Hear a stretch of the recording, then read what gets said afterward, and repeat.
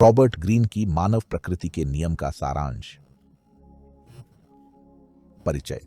यह पुस्तक मनुष्यों की प्रेरणाओं को गहराई से समझाती है। ये प्रेरणाएं सचेत या अचेतन हो सकती हैं। हम सभी इन प्रेरणाओं का उपयोग स्वयं और दूसरों को बेहतर बनाने के लिए कर सकते हैं। यह पुस्तक मार्टिन लूथर किंग जूनियर जैसे इतिहास के प्रभावशाली लोगों के उदाहरण देती है, क्वीन एलिजाबेथ प्रथम सहित। ये अंतर्दृष्टियां सभी पर लागू होने वाला मार्गदर्शन प्रदान करती हैं।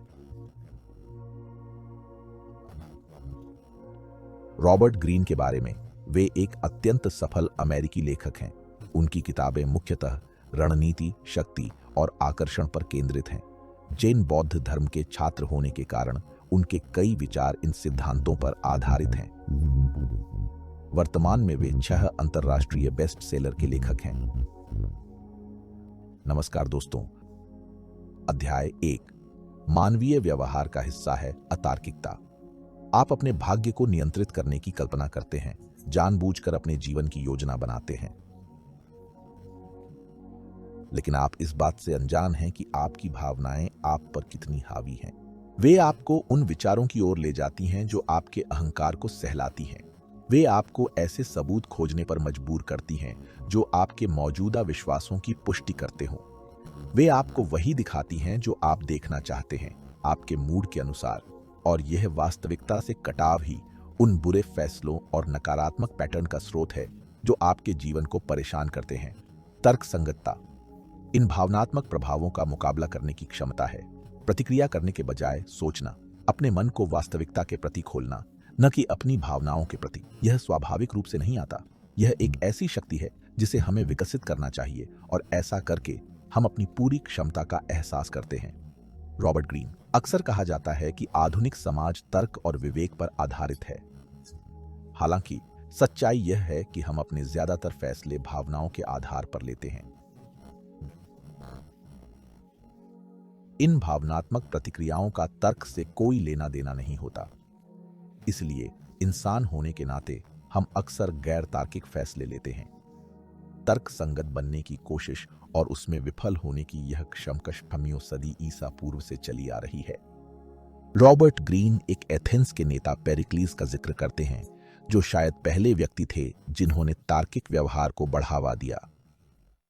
उस समय अफवाहें थीं कि स्पार्टा वाले एथेंस पर हमला करने वाले हैं। पेरिक्लीस ने एथेंस के नेताओं को पहले हमला करने की बजाय संयम बरतने की सलाह दी। अगर नेता भावनाओं में बहकर फैसला लेते तो एक बड़ा युद्ध छिड़ सकता था। कुछ समय बाद पेरिक्लीस की प्लेग से मृत्यु हो गई। उनकी तार्किक सोच के बिना एथेंस ने भावनाओं के आधार पर फैसले लिए। एथेंस ने स्पार्टा से लड़ाई की, जिसने लगभग एथेंस को तबाह कर दिया। हम पेरिक्लीस से बहुत कुछ सीख सकते हैं। पेरिक्लीस ने धैर्य दिखाया। तर्क पर आधारित फैसले लेने के लिए धैर्य बहुत जरूरी है, न कि जल्दबाजी में भावनात्मक निर्णय लेना। पेरिक्लीस फैसला लेते वक्त हर संभावना पर विचार करते थे। वे सारी जानकारी इकट्ठा करके सोच समझकर फैसले लेते थे। इसका मतलब कभी कभी बहुमत और सत्ताधारियों से असहमत होना भी था, लेकिन यह ज्यादा जरूरी है कि आपके फैसले लोकप्रिय होने की बजाय तर्क और विवेक पर आधारित हों। इसके अलावा जब लोग सोच समझकर फैसला लेते हैं, तब भी कई पूर्वाग्रह होते हैं जो निर्णय लेते समय प्रभावित करते हैं।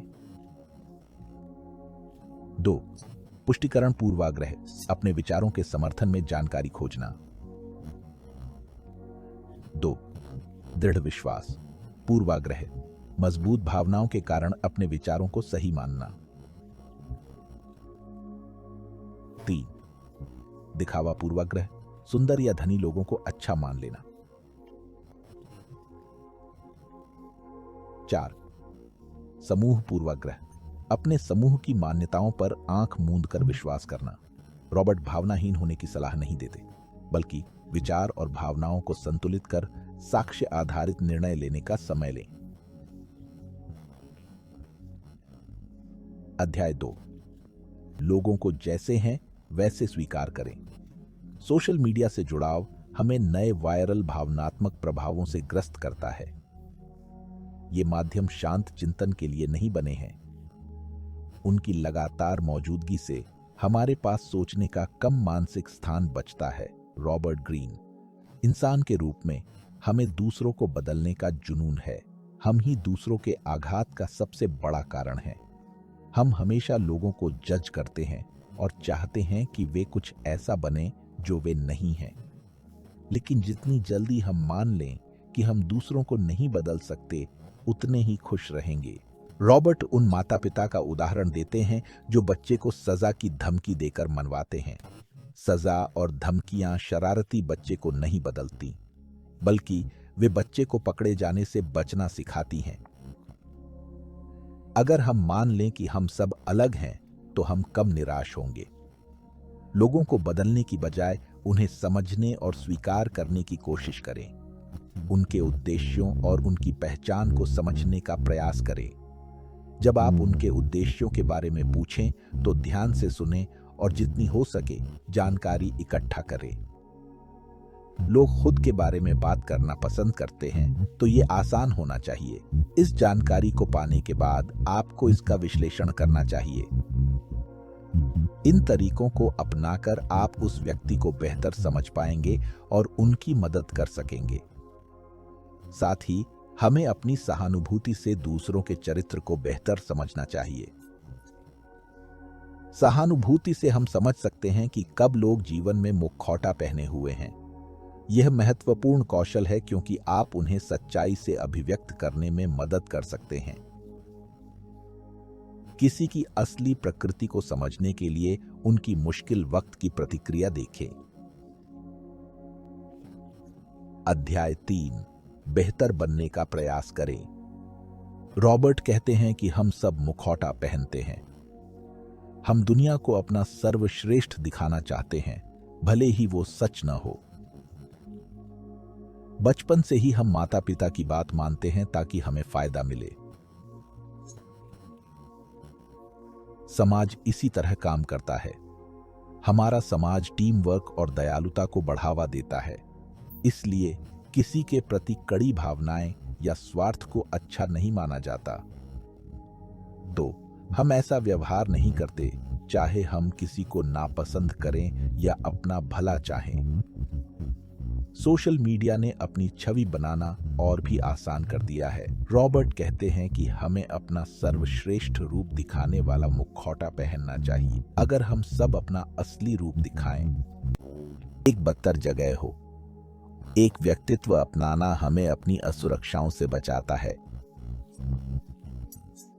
यह हमें लगता है कि हम वो हैं जो बनना चाहते हैं, और यह विश्वास हमें वो बना देता है। अध्याय 4, हम अदूरदर्शी हैं।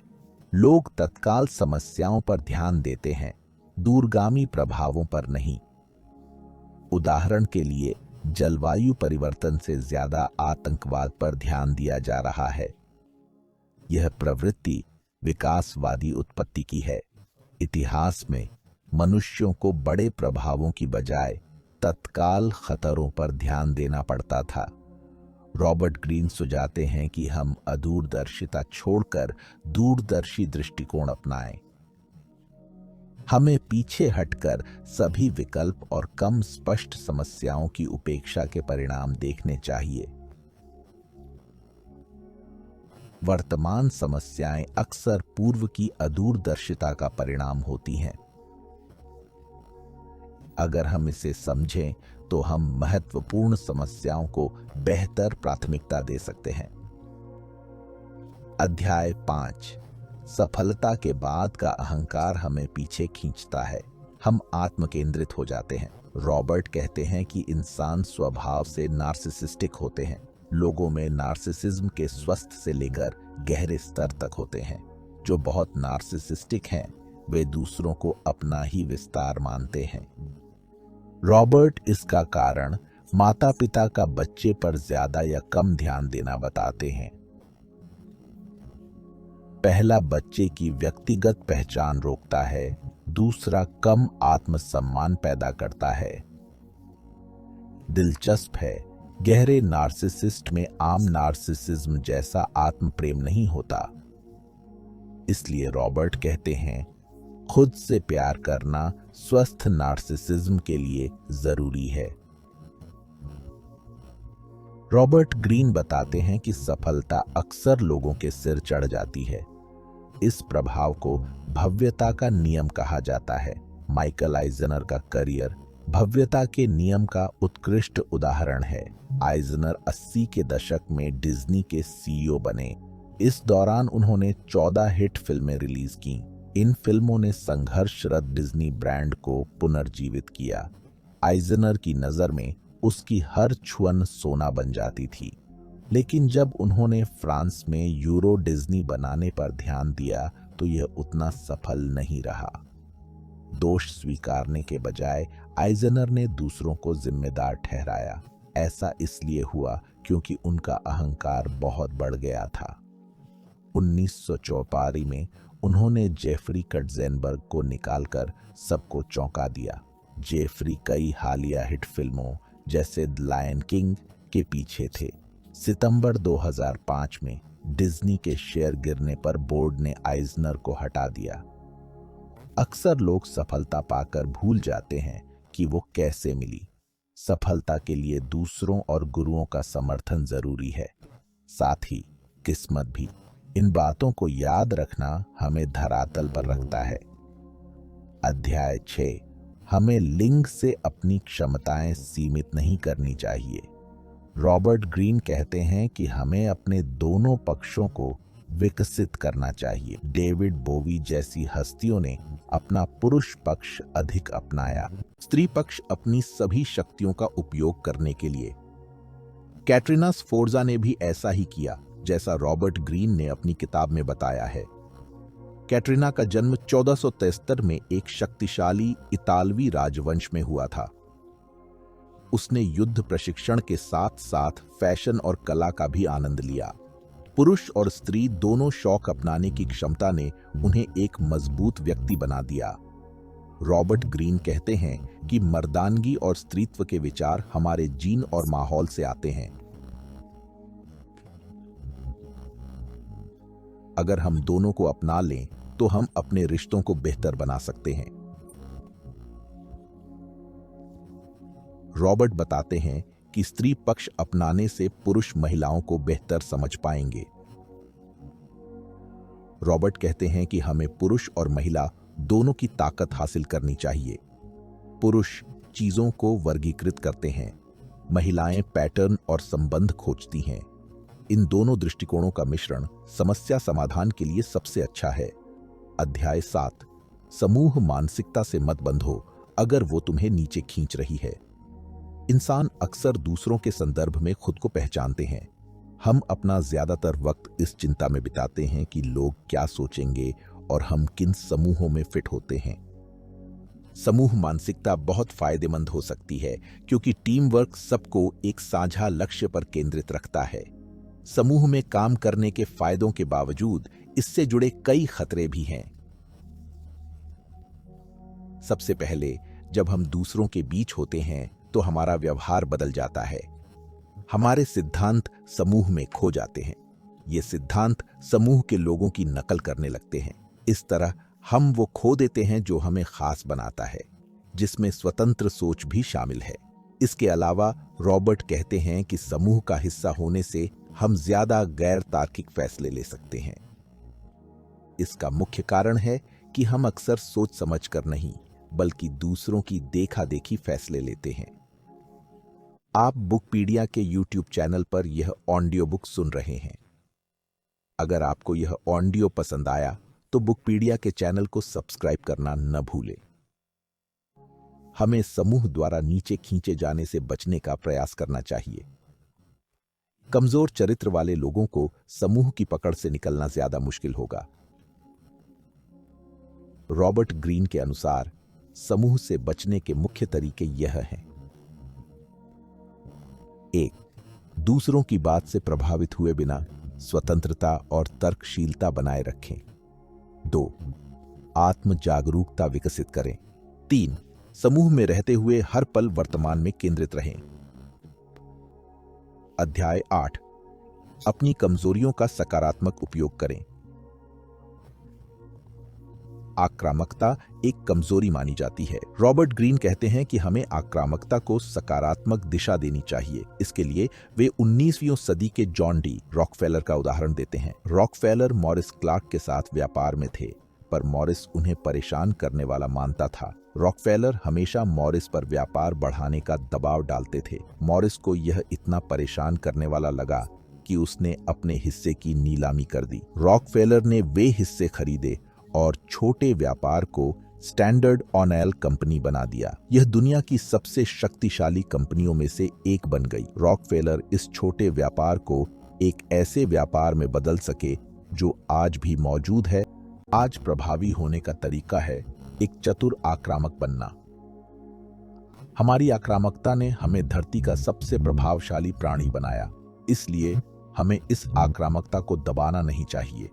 दमन से निष्क्रिय आक्रामकता पैदा होती है, बल्कि हमें अपनी आक्रामकता को स्वीकार कर उसका सही उपयोग करना चाहिए। उदाहरण के लिए, हम इस ऊर्जा से दृढ़ और निडर बन सकते हैं। अध्याय 9, मानव स्वभाव के 18 नियम, इस किताब का मूल आधार।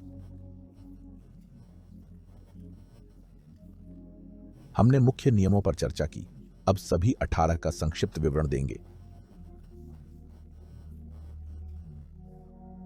पहला, अतार्किकता, मनुष्यों की सबसे बड़ी कमजोरियों में से एक। भावनाएं अतार्किकता को बढ़ाती हैं। हम अपनी सोच के अनुरूप सबूत खोजते हैं।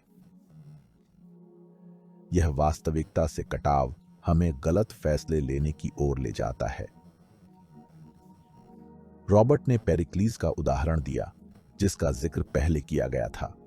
एक तर्कसंगत व्यक्ति के रूप में एथेंस समृद्ध हुआ।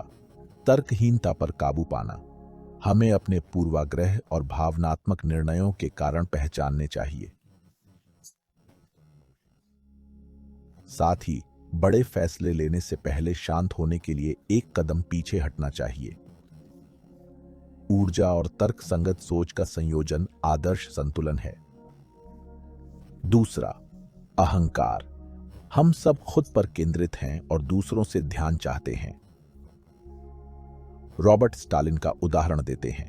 स्टालिन पहले आकर्षक था, पर चुनौती देने वालों के प्रति निर्दयी था। वह असुरक्षाओं से भरा हुआ था। असुरक्षाएं ही अहंकार की जड़ है। अहंकार पर काबू। दूसरों के प्रति सहानुभूति रखें, बिना सोचे समझे फैसले न लें। दूसरों के बारे में जितना हो सके उतना जानें। रॉबर्ट स्वस्थ अहंकारी के रूप में अर्नेस्ट शैकलटन का उदाहरण देते हैं। जब 1915 के अंत में उनकी टीम अंटार्कटिका में फंस गई, शैकलटन ने समझा कि उनका रवैया ही जीवन मृत्यु का फैसला करेगा।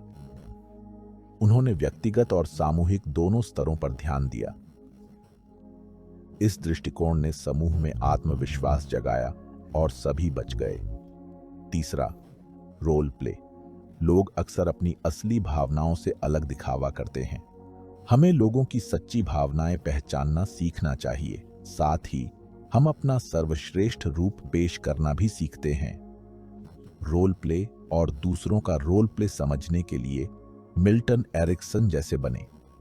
मिल्टन सम्मोहन चिकित्सा के अग्रणी थे। पोलियो से लकवाग्रस्त होने के बाद मिल्टन ने शारीरिक संकेत बेहतर समझना सीखा। शारीरिक संकेत लोगों की असली भावनाओं के सबसे अच्छे सूचक हैं। इसलिए हाथों की हरकतों, आवाज के उतार चढ़ाव और चेहरे के सूक्ष्म भावों पर ध्यान दें।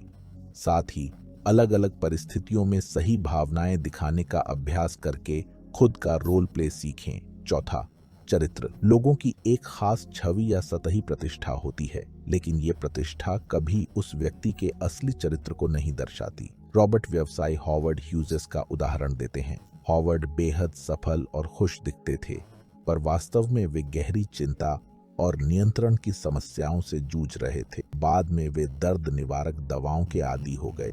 लालच। हमें अपनी परिस्थितियों को अपनाना और भविष्य के लिए स्पष्ट लक्ष्य बनाना होगा। इंसान अक्सर सोचते हैं कि दूसरों की जिंदगी बेहतर होती है। सिर्फ अपनी वास्तविकता से जुड़ाव ही आपको शांति और फोकस देगा। रॉबर्ट कोको शैनल का उदाहरण देते हैं। यह फ्रांसीसी डिजाइनर इसलिए सफल हुई क्योंकि वो जानती थी लोग क्या चाहते हैं। इसलिए उसने अपने काम और उत्पादों के इर्द गिर्द रहस्य बनाया। 6. अल्पदृष्टि।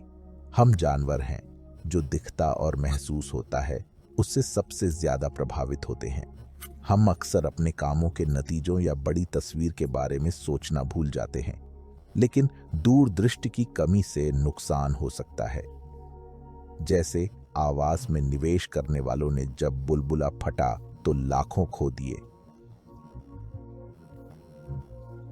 यह रॉबर्ट के दिए गए साउथ सी कंपनी के उदाहरण पर भी लागू होता है। कंपनी दीर्घकालिक व्यवहार्य नहीं थी, फिर भी लोगों ने शेयरों में निवेश किया और अंततः दक्षिण सागर बुलबुला फट गया। अल्पदृष्टि को कैसे दूर करें? भविष्य की जानकारी से अभिभूत न हो। महत्वपूर्ण जानकारी पर ध्यान दें ताकि दीर्घकालिक लाभदायक निर्णय ले सकें। यदि भविष्य की जानकारी से वाकई अभिभूत है तो काम दूसरों को सौंप सकते हैं। 7. रक्षात्मकता। हम सब कुछ चीजों के प्रति रक्षात्मक होते हैं। यह दृष्टिकोण हमारी रचनात्मकता को सीमित करता है, इसलिए हमें हमेशा नए विचारों के प्रति खुला रहना चाहिए। रचनात्मक आलोचना को अलग तरह से सोचने का अवसर मानना चाहिए। रॉबर्ट लिंडन जॉनसन का उदाहरण देते हैं। जॉनसन अमेरिका के 36वें राष्ट्रपति थे। उन्होंने लोगों पर हावी होकर सत्ता हासिल नहीं की, बल्कि दूसरों को बोलने और चमकने का मौका देकर सत्ता पाई। 8. आत्मतोड़फोड़। मनुष्य को अपने सबसे बड़े डर को वास्तविकता बनाने की आदत होती है। अगर हम भविष्य से डरते हैं तो हर चीज में नकारात्मकता देखेंगे। यह अनजाने में हमारे फैसलों पर असर डालेगा और आत्मतोड़फोड़ को जन्म देगा। रॉबर्ट एंटोन चेखव का उदाहरण देते हैं। एंटोन एक रूसी नाटककार थे जिनका बचपन बहुत कठिन था। फिर भी उन्होंने आत्मतोड़फोड़ से बचकर नकारात्मक को सकारात्मक में बदलने का फैसला किया। आत्मतोड़फोड़ को कैसे रोकें? शत्रुतापूर्ण रवैया अपनाने से हर चीज खतरा लगेगी। आपको एक खोजी की तरह विस्तृत दृष्टिकोण विकसित करने की जरूरत है। मुश्किलों को चुनौती माने और जाने कि आप अपनी प्रतिक्रिया तय कर सकते हैं। 9. दमन। हम सब अपनी असुरक्षा, गुस्सा और स्वार्थ को दबाते हैं। अपने अंधेरे पक्ष को नियंत्रित करना और बाहर आने से रोकना सीख सकते हैं। दूसरों पर अपनी भावनाएं या बुरे गुण थोपने की आदत को पहचानें और स्वीकारें। इन अंधेरे विचारों को किसी हानिरहित माध्यम से व्यक्त करें, जैसे कला। रॉबर्ट अमेरिका के 37वें राष्ट्रपति रिचर्ड निक्सन का उदाहरण देते हैं। हालांकि उनकी सार्वजनिक छवि हमेशा सकारात्मक थी, उन्होंने अपना गुस्सा और असली व्यक्तित्व दबा रखा था। वाटरगेट कांड के बाद खुलासा हुआ था, तब ईर्ष्या।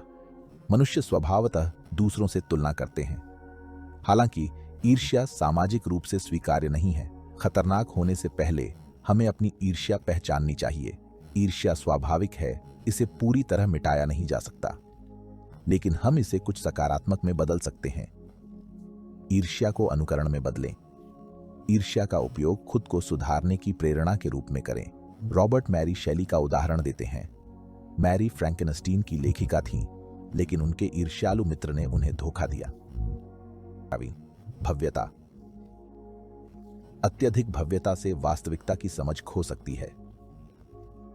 भव्यता की पहचान अति आत्मविश्वास, आलोचना पर चिढ़, अधिकार का तिरस्कार।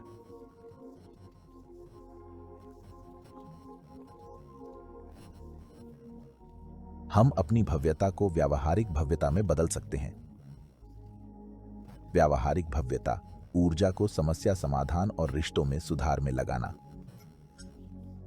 जैसा कि पहले बताया गया, रॉबर्ट भव्यता की बात करते हुए माइकल आइजनर का उदाहरण देते हैं।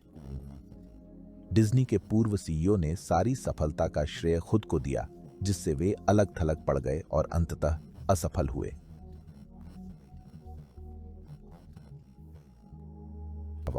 लिंग कठोरता। विभिन्न परिस्थितियों में स्त्री और पुरुष गुणों की अपनी अपनी ताकत होती है, इसलिए हमें अपने पुरुष और स्त्री दोनों पक्षों का उपयोग करने की कोशिश करनी चाहिए। रॉबर्ट द्वारा लिंग कठोरता के लिए दिया गया उदाहरण पहले ही बताया जा चुका है।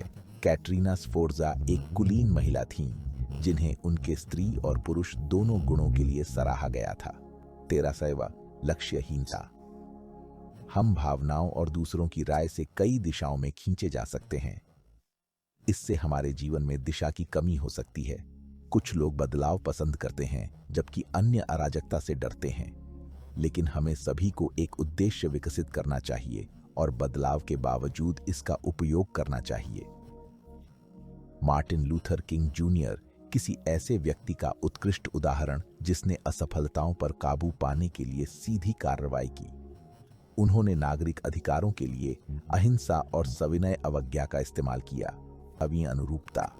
हम सब फिट होना चाहते हैं, पर इससे हम ऐसे व्यवहार कर सकते हैं जिनसे हम सहमत नहीं हैं। इसे दूर करने के लिए हमें आत्म जागरूकता विकसित करनी होगी। रॉबर्ट बताते हैं कि गांव युआन की किताब बॉर्न रेड लोगों के भावनात्मक व्यवहार को दर्शाती है। इसलिए लोगों में आमतौर पर उत्कृष्टता के लिए जरूरी सूक्ष्म सोच और विश्लेषण की कमी होती है। प्रवीण चंचलता।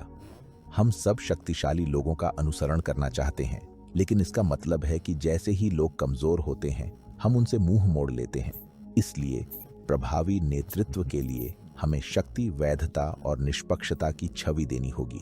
ऐसा करने से लोग आप पर अधिक भरोसा करेंगे। रॉबर्ट एलिजाबेथ प्रथम का उदाहरण देते हैं, जो चंचल नहीं थीं। उन्हें लगातार खुद को देश की नेता साबित करना था, इसलिए वे शाही वंश पर नहीं टिकीं, बल्कि उन्होंने उदाहरण से नेतृत्व किया। तभी आक्रामकता। हम सबके जीवन में तनाव और निराशाएं होती हैं।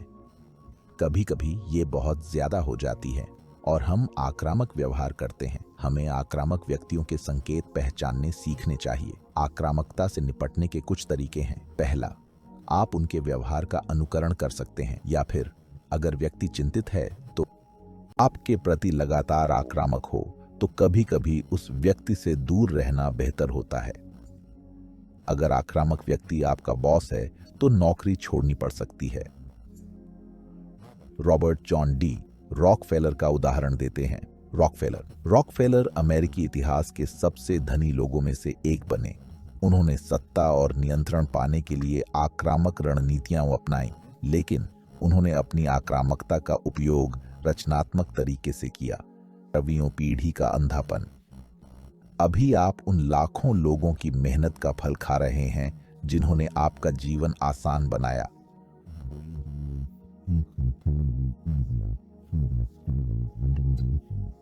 आपको हजारों साल के अनुभव से भरी शिक्षा मिली है। इसे हल्के में लेना आसान है, मानो यह सब अपने आप हुआ और आप इन सुविधाओं के हकदार हैं। यह बिगड़े बच्चों की सोच है और आपको अपने अंदर ऐसी सोच को शर्मनाक मानना चाहिए। इस दुनिया को लगातार सुधार और नवीनीकरण की जरूरत है। आप यहां सिर्फ अपनी इच्छाएं पूरी करने या दूसरों की बनाई चीजें इस्तेमाल करने के लिए नहीं, बल्कि खुद भी बनाने, योगदान देने और एक उच्च उद्देश्य की सेवा करने के लिए हैं। Robert Greene. हर पीढ़ी अपने से पहले की पीढ़ी से अलग होना चाहती है। हर नई पीढ़ी दुनिया को बदलना चाहती है। उन समान विशेषताओं के बारे में जागरूक रहें जो आप अन्य पीढ़ियों के साथ साझा करते हैं। साथ ही दूसरी पीढ़ियों के नजरिए से भी चीजों के बारे में सोचने की कोशिश करें। रॉबर्ट फ्रांस के राजा लुईस 16वें का उदाहरण देते हैं। वह अपनी पीढ़ी से बेमेल था, जिसके कारण अंततः वह फ्रांसीसी क्रांति का शिकार हो गया। 18 मृत्यु से इनकार। हम मौत के बारे में सोचने से बचते हैं, हालांकि हमें मृत्यु के बारे में सोचना चाहिए। मृत्यु की जागरूकता हमारे जीवन के लक्ष्यों को गहरा अर्थ देती है। रॉबर्ट मैरी फ्लैनरी ओकॉनर का उदाहरण देते हैं। मैरी एक अमेरिकी उपन्यासकार थीं, जिन्हें 27 साल की उम्र में ल्यूप्स का निदान हुआ था। इस निदान ने उसे एक तात्कालिकता दी, जिसने उसे जीवन के झगड़ों से उबरने और दुनिया की समझ गहरी करने में मदद की। मानव प्रकृति का नुकसान, अंतिम सारांश और समीक्षा। किताब बताती है कि इंसान अक्सर तर्कहीन और भावनात्मक निर्णय लेते हैं। यह नकारात्मक पैटर्न और गलत फैसलों का कारण बन सकता है। यह उन पूर्वाग्रहों पर भी प्रकाश डालती है जो निर्णय लेते समय लोगों को प्रभावित करते हैं। साथ ही किताब सोचने समझने की क्षमता पर सोशल मीडिया के बुरे प्रभाव पर जोर देती है। यह सुझाव देती है कि लोगों के मकसद और कार्यों को समझकर हम निराशा कम कर और रिश्ते सुधार सकते हैं। रॉबर्ट ग्रीन कहते हैं, तर्क संगतता विकसित करें और भावनाओं को संतुलित करें ताकि सबूत आधारित फैसले लें और लोगों को वैसा ही स्वीकारें जैसे वे हैं।